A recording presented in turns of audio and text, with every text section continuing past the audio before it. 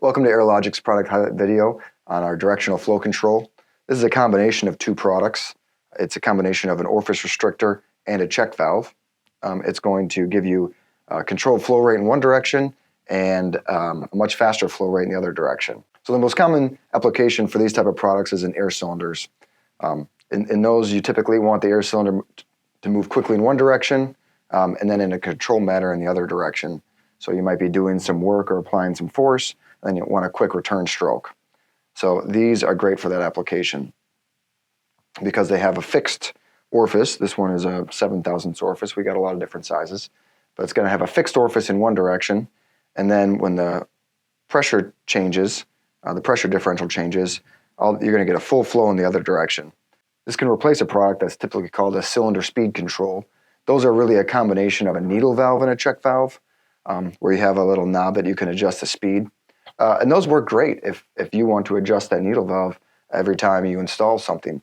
But if you're an OEM, if you're making a lot of devices or a lot of these type of circuits, maybe you don't want to have somebody adjusting that needle valve all the time.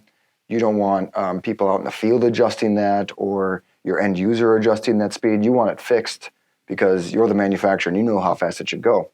So then what you can do is you can take one of these, you put this fixed flow control in there that's going to give you that controlled flow rate in that one direction, but still the quick speed in the other direction. So you can replace those adjustable speed control valves with these directional flow control valves. So overall, this is a great product for any OEM product design team that's trying to reduce any field failures or field adjustments out there, and they want a more economical, mass-producible type of device in their system.